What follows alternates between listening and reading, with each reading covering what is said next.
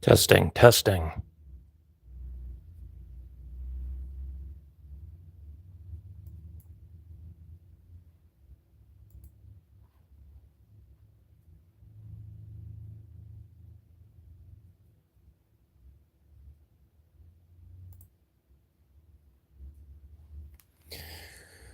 All right, guys.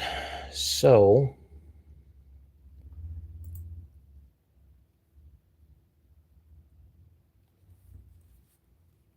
going live, just this is going to be kind of like a quick one.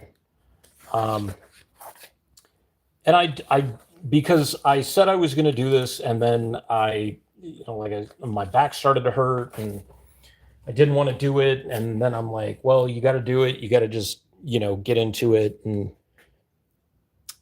hey, Andrea. So this is the first that I don't know how many copies of this are left. There might be one or two buried somewhere in my comic book room or whatever. But so a standard comic is like 6.625 across by 10.25 in length, right? So this is almost 7.5 inches wide, and it is 11 inches tall. So it is quite a bit bigger than a standard comic book. So when shops agreed to pick this up or carry it, they couldn't put it in like standard comic book boxes, because like I screwed everything up. Everything since then has been standard size, and I'm trying to find. So this is the director's cut, which is 8.5 by 11, but it would have been cut right here, so it would have been standard size, and it had some like extra stuff to it. Let me see if I can find the actual one that was printed. Okay, here we go. So these again have been just sitting in my room because nobody ever read this book. So they're all like jacked up and dirty and everything. Like I spilled soda or dabbed it in grease or whatever. So you can see that it doesn't like fully completely line up. But I decided to go with the logo for the wrestling promotion and use some like really edgy font along with it from shout out to and the name of the font we use. Anyways, so just wanted to show this off. This came out 20 years ago. I made the mistake of saying this was like teen plus, but like the F word is dropped numerous times in this, and I was told like this can't be teen plus. It has to be adult. So again, subsequent issues and reprints have the comic MA on it. But so these are this is the stack of pages that are part of this original story. So I'm going to flip through them really quick. I thought that this was Comic Sans, and it's actually Fanboy Hardcore. And I did dedicate this book to my mom. And all of these pages, I believe, are still PDFs. And I think the one that may not still be a PDF, I can fix. So without further ado, this is the cover that I came up with for Euthanasia, issue number 1. Obviously this was 06. I thought this was going to be like my legacy. I hadn't really learned how to tell stories or develop characters really well. Like this was 10 years in the making, quite honestly. This is probably the only piece of artwork from this first issue that I will end up keeping. The pages will all be available with the exception of the ones that I've already given away at Phoenix Fan Fusion. So again, here you see this is the intro page.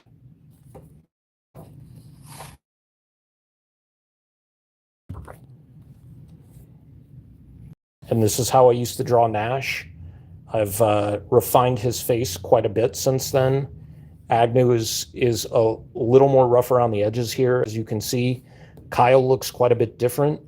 And a lot of what I did here, I didn't erase any of the pencil on here, which is a big issue for a lot of people. But it's rough around the edges. Like, that's what I started with, right? So when I was creating the story and the characters, I was like, what can my character Nash do? He's based on me. I need him to have like a day job, right? So he's a pro wrestler because I figured, you know, I could write for wrestling because I knew wrestling and I love wrestling. But as you can see, there's some like blue line, if you can't see that. But that's like how low tech and how low budget I was. I was like redrawing on the same pages to try to get everything to work. There's some decent design elements in here. Like, this isn't the worst title belt I've ever seen. Of course, that is stolen from Taz from ECW. He had the FTW belt. I honestly still love this image. And I used this image for, along with the cover, to be a tattoo I have on my back because it relates to the date of my cancer diagnosis back in 2001. And so this was just like the intro talking about how Nash got to this point. I had the story originally written for like 6 issues, thumbnailed out and everything. I got to find those. And that's probably going to be where I decide to go with going forward. If I'm going to go back and then I'm just going to make it better than it was. So the, what was I saying? So that was introing everything, talking about how he got here. This is when the revolution began. And then this was originally page 1, and I messed up because this issue is only 19 pages long, and I will explain why, or not explain why, because I have no idea. Here's Guri talking to the crowd, kind of riling them up, bashing like the WWF version, you know, in this story. We never call them by name. Guri's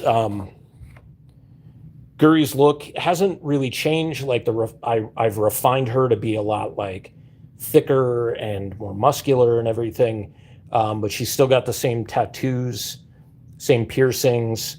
For the cover, for the 20th anniversary cover, she's just got barbells and not rings. And I think I gave her the gauge loops like I have. And then, of course, you have, like, you know, I'd Rather Be in Guri. There's Sandman. That's supposed to be a nod to Triple H, who was my favorite wrestler at the time. There's, you know, character from Legion of Doom, Bret Hart, Wolverine, Tommy Dreamer with a hairnet holding his the bandage on his face. And so Guri, like, slams the other company, and she gives, like, a Paul Heyman type speech, you know, throws down.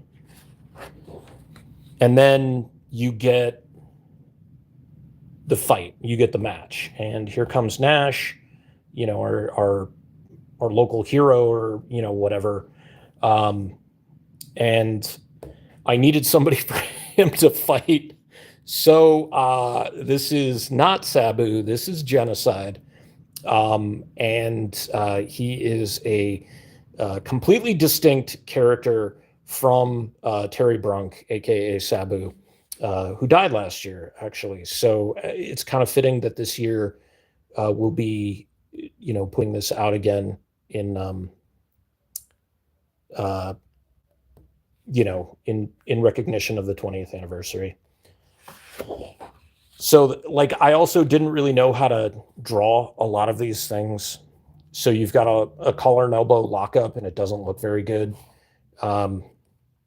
and like almost right away, he goes for his signature moves, goes for the to the head, have blood going on.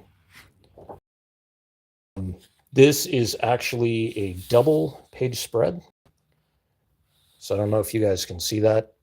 You get the action like all across the top of the triple jump moonsault, and then him flying through the air and landing the splash. And then you get Sabu's catchphrase, suicidal, homicidal, genocidal. That may have been a dude from Cypress Hill. I'm not sure. But anyways, he's getting bloodier and bloodier as the match goes on, as one would. And this is actually Triple H's finishing move, but off the ropes, it is CM Punk's Pepsi Plunge. So that's kind of ironic because I was doing it for Triple H, and now he's not my number one guy, but CM Punk has become like the guy that I, look towards and everything. And there was always like, the Party Plus rentals and stuff like that. So, and then, his running buddy Claw shows up. And what's funny about this is, if you don't know, Rob Van Dam played a character named Claw in the second Black Mask movie, City of Masks, where he was a wrestler. I think it was actually his movie debut. And when I gave this book, this first issue or this trade, to Rob Van Dam at San Diego Comic-Con in, I believe it was 2008, he was like, I played somebody named Claw. And I was like, I know. It was just kind of funny. So when I've seen him since, or I've talked to him online since, he remembers that I gave him this book and that the character is based on him, even though it's not based on him, kind of thing. So he hits his finishing move. This is one of the pages that I think is in a frame somewhere, and I couldn't find it because I didn't look for it in time. But the congratulations after the match. Genocide says respect, which is something from ECW when he had a respect match with Rob Van Dam. The character never talks, so that was a big moment. Then you get this was actually, I believe the script was way more risque than this. And you have Guri and Nash changing in the dressing room. You have Kyle, that's Nash's girlfriend, and them just talking. Everything's fine, everything's okay. And then here's where things get interesting. This character is Cerebus, Dave Sims Cerebus, from his Cerebus comic book. Now, years before this, in the very early 2000s or the late 90s, Dave Sim said in an interview in Wizard Magazine that anybody doing an independent book could use the Cerebus character. So I decided to use him as the special guest referee. And this is Agnew getting mad at Cerebus for fast counting Nash. It's a reference to the Montreal Screwjob from 1997. And then this is a page that I gave to my mom, and it's ironic because these two are right here getting high, and my mom doesn't smoke weed or anything, but she really loved this picture of Agnew, so I decided she should have it. And if you didn't know who Cerebus was in this page, you know him here because he's got the sword. But again, early time working on this, his sword is massive, so the sword should have passed through all the way. But that's kind of the fun thing about looking back at this, that I look at this as the Room of comic books, right? Like, it's bad. The storytelling is weird. It's kind of weak and whack. The artwork isn't great, although people seemed to like it at the time. They didn't dig the story so much because it was wrestling, and that's very, very niche. And so this was where the director's cut comes in, and a page comes in here. But this is the character Kyle in an ad for Triple X Wrestling, talking about matches that are coming up. And of course, she's wearing the FTW belt. And then this turns into another double page spread of Nash and his friends all at the diner eating. So I don't know. I don't know how I how I did this because he's already over here with Guri. They're sitting, he's eating, then he's sneaking over and partying. And I just like, I don't remember what my thought process on that was. But you'll notice Guri is wearing the Saw His Family shirt, which became a staple for me.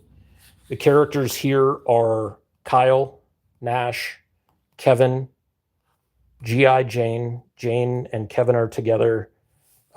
This is Emily, Agnew, of course, and Guri. And they're just kind of like Jane, M, Guri, and Kyle were all friends in high school. M and Guri have known each other since like third grade. Jane is called G.I. Jane because she was in junior ROTC in high school. And Kyle, I think she was kind of like the last one in the group, if I remember my storyline correctly. But they're also eating at the diner where Guri works, and you can see that Guri is the employee of the month right here. Oh, and then look, yet another double page spread because I just, I thought this was the greatest thing in the world. So you've got them walking home. They hear, gunshots. Nash tells Kyle, like, it's going to be okay. I'll take care of it. Go home. He runs into action with Agnew. Faces off. Kind of looks familiar from the page one. Then you get the triptych right here, which now I understand doesn't make any sense, but that's okay. And then you get the face-off of the characters. And there's two guys, so you have Nash take out both of them by throwing his sawed-off pool cues, which is his weapon of choice, which, by the way, is a nod to both the Eskrima sticks that Nightwing uses, but it's also specific to a character in the original first run of Nightwing who took on the name Nightwing, Nite-wing. And he actually used sawed-off pool cues, and that's where the idea for those as a weapon came from, because originally Nash was gonna murk everybody that he came across. So this was a huge change for me. And you'll also notice between here and here, I think I wrote in the dialogue like Kyle was cold, obviously, if you look at the picture, and then Nash gives her his hoodie, and then he takes off to go do it. I don't remember if that was intentional. It had to have been because I continued with the T-shirt in the rest of these. And then the coup de grace, the last page, the greatest page in the history of comic books. Nash arrives home. You get a note to call Guri. This was 06, guys. This was before cell phones were super prevalent. Before everybody had a cell phone. I think this is the phone that I had. That's certainly the answering machine I had. And this says here, Terry B wants to talk about the match. Terry Brunk, or Terry B, would be the actual name of Sabu, who is also Terry B is genocide.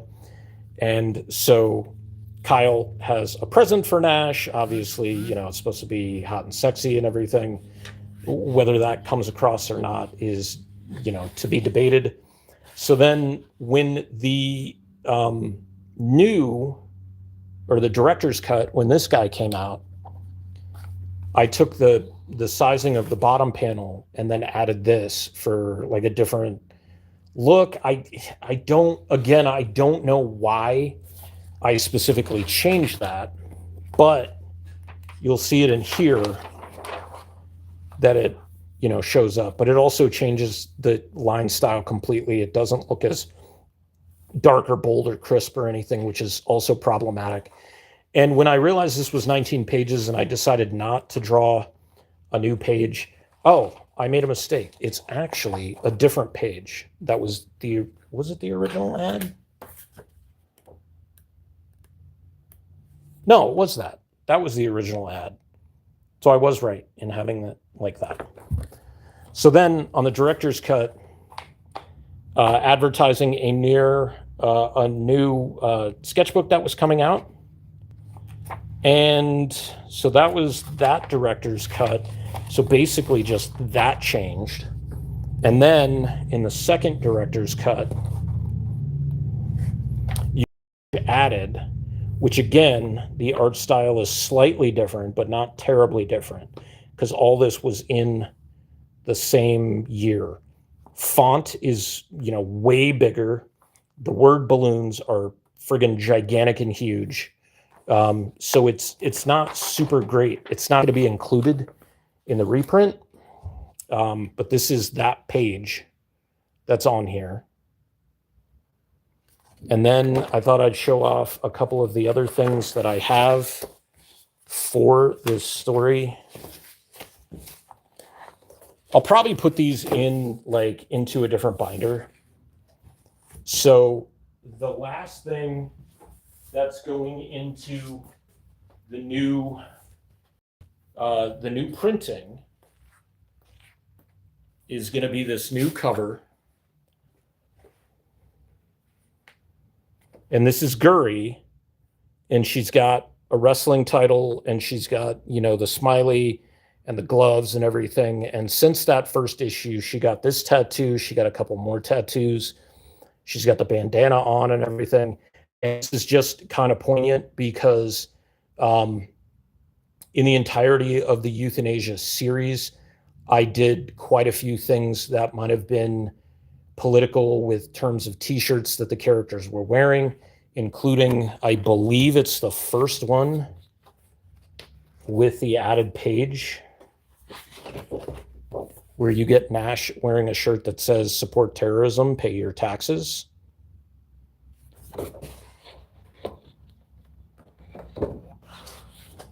And one of my friends was telling me, he was just like, are you an anarchist? And I was like, no. And he goes, because that's really an anarchist type situation. So these were the director's cut pages. And actually, did that change?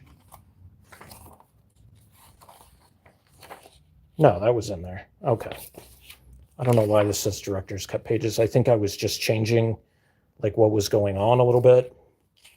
But you've got all the, oh, snap. I didn't realize this is stapled together. This is great. Okay. So you've got all the thumbnails, right? All the thumbnails for all the pages going on. And arguably that would have been a better image. But these were my cover ideas. And then I was going to do the blank sketch cover, of course.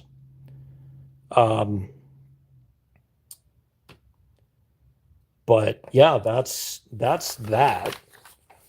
Some more concept, what you might call prelims. This is a rough for the new cover.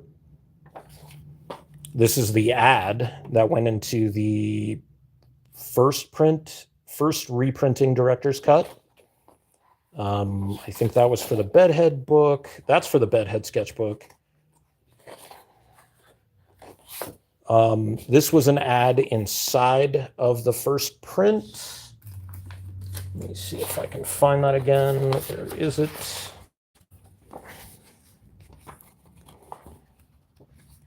Yeah. Inside the first, inside back cover. It's the back cover. Yahoo. And my Yahoo, I'm surprised this doesn't have a MySpace on it. I think there is a MySpace on here somewhere.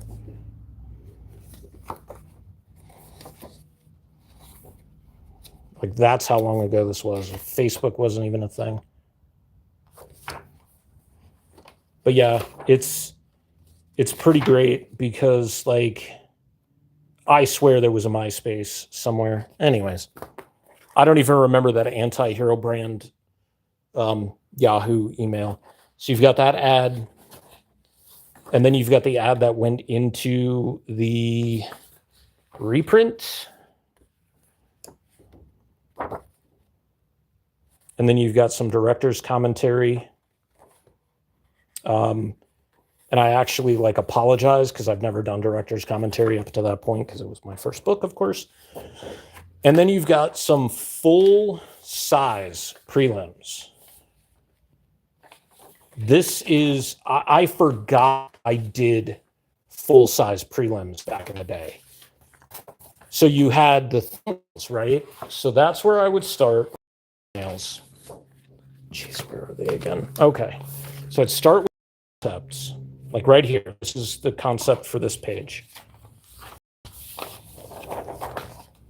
So this is the thumbnail and the concept, and then you get the full-size prelim, which is not like a tight pencil. It's just a large scale rough, so you know exactly where everything is spaced, because it doesn't always match up super well unless you draw everything to scale, which is not my forte.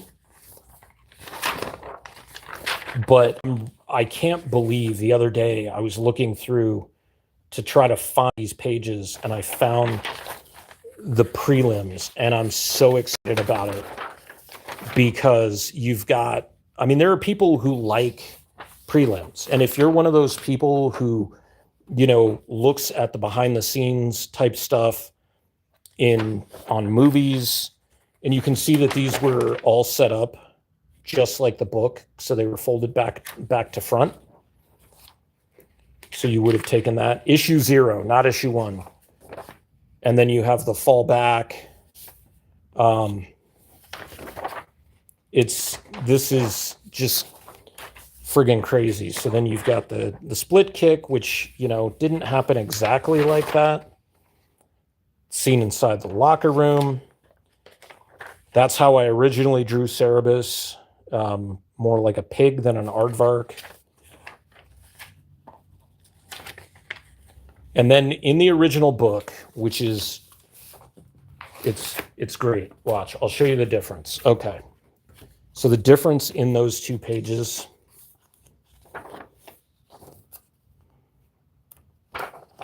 So you've got this gradation because they're all smoking up in there, right? And then I just changed it because I'm like, why would all this be happening and you wouldn't be able to see them? And then, you know, just change that out so that you can see them in there, because they're also known for smoking weed. So you have Agnew, you know, facing off with Cerebus. You have the diner scene.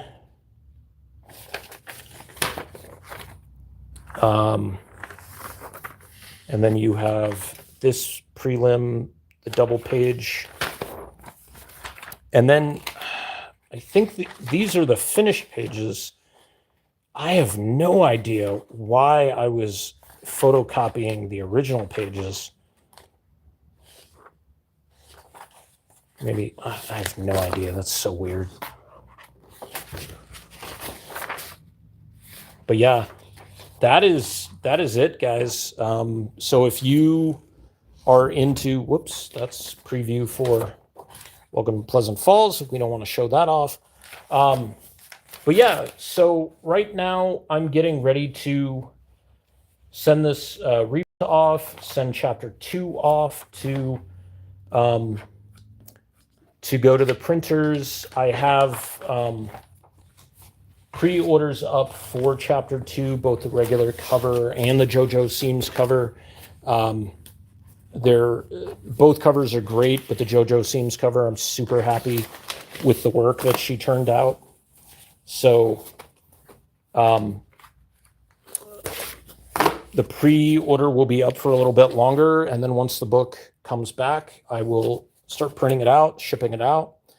But yeah, that's it, man. I've got a pack of thumbnails, almost all the pages for the prelim. I don't know where the final page went. But yeah, I am super stoked about this. Like, I will probably save this cover forever.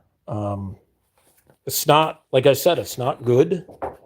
It's on really flimsy paper. It might have been filled in with like a calligraphy pen or even a Sharpie. Probably not a Sharpie. It would have faded by now. But this is 20 years ago. The first book I ever published. It has a lot of meaning to me, even though I can look back at it and I can laugh at how bad it is, and how basic like my coloring was. But I mean, everybody's got to start somewhere, right? I know I've known people who say, well, I'm working really, really hard so that my first book is perfect.